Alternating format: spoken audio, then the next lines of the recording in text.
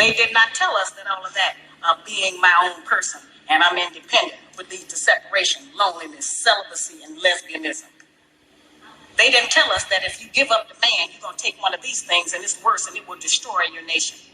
They didn't give us that information. They made us think that it was some kind of glorified position to brag about the fact that I got my own job, my own credit card, my own car, so I don't need no man. I don't even know how we got that mixed up. Ain't none of that got nothing to do with having being with no man.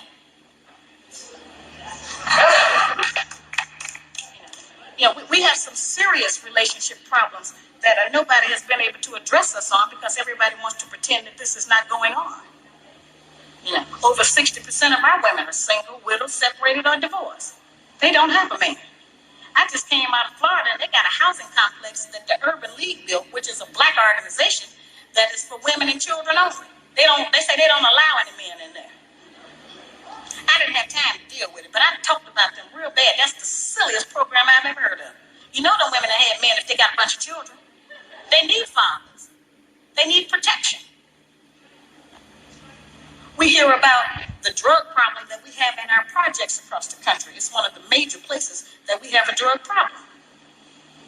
We talk about the great strength that we have as black women. Well, the welfare department don't rent government apartments to single black men. Those apartments belong to black women who are allowing this to go on in their home.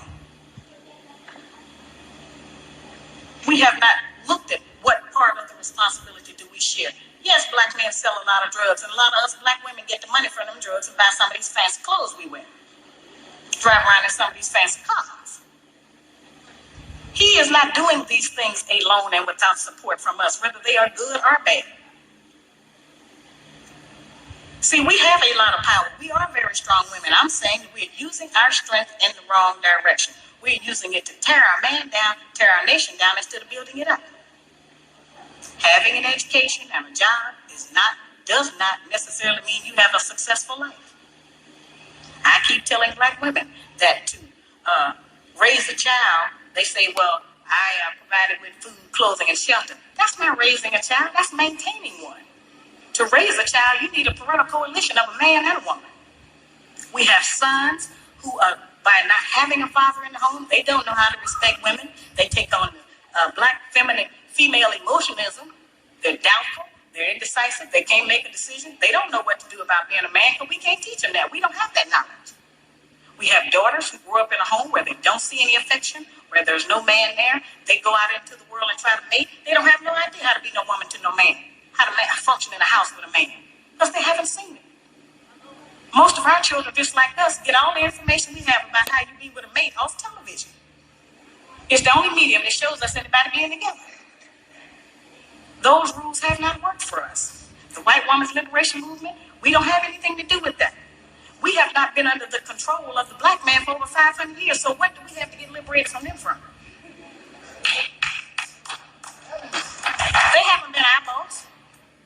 That's the white woman and her man. They're going through that, and that's their business. We don't have any business being in that. They only introduced it to break down the civil rights movement. Civil rights movement started with the black man, the black woman, and the black child standing together, trying to plead for freedom, justice, and equality, and more benefits in the country that they had built. They threw the white woman in there with the women's liberation movement and made it a woman against man thing. That created a big separation between black men and black women, because then everybody started going for self.